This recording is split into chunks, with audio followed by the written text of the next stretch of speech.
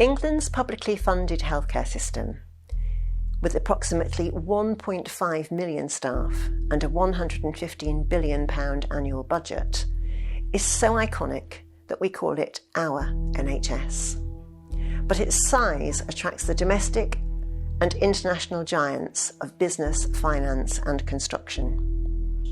Who does own the NHS? It should be us, the people it was designed to care for from cradle to grave, as represented by the government. But it is now a spider's web of interests involving investment firms, overseas parent companies and multinationals. It's a far cry from how it was designed. An estimated 50% of all the public estate we used to own has been sold in the last 30 years, including in the NHS. NHS buildings, especially those in high-value locations, are very attractive to the property market. Under the current reshaping of services, buildings can be emptied to create surpluses to be sold.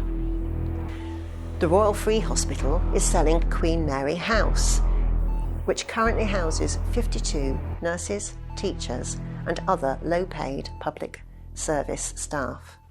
But it is being marketed for its potential to high-end homes developers.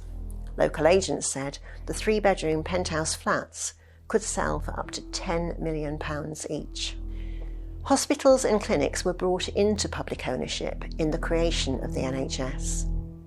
They have since been hived off to create a lucrative market for developers, property and finance companies. Private finance initiatives, PFI, are an arrangement where a private consortium finances and builds for the NHS, with the maintenance included in the contract payment for terms of 30 or 40 years. In 2011, the Commons Public Accounts Committee identified 91 PFI projects held in overseas tax havens, including 33 owned by HSBC Infrastructure, an offshoot of the High Street Bank, based in Guernsey. And Innisfree, one of the largest investors in PFI, told the committee that 72% of its shares were held by investors based in Guernsey. Assura is England's largest provider of NHS GP rental properties. Assura sold its health services arm in 2010 to Virgin in order to specialise in the primary care property market. Its portfolio covers both GPs and pharmacies. From 2017 to 18, Assura increased its investment portfolio by 28.8%, its rental income by 18.1%, and its total dividends by 9.3%. The NHS is lucrative if you're in the right business. The Practice Group, a large-scale GP group, pursued an aggressive strategy to add smaller practices to its portfolio. It targeted property, offering outright purchase or equity release to GP partners, acquiring the practices of United Health and Phoenix Primary Care, amongst others. It is now diversifying into ophthalmology, dermatology and the hospital-at-home market.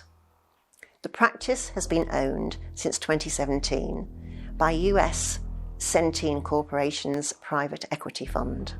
Centene has 2 UK health businesses, the practice and mental health providers Simplify Health.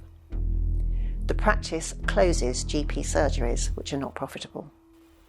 Centene already focuses on the development of health IT products and has recently acquired a £50 million share in Babylon Health's GP at Hand app, which has both NHS and private portals. The Saudi Sovereign Wealth Fund has also invested £200 million. These are just examples. Do they surprise you? Find out more at www.publicmatters.org.uk.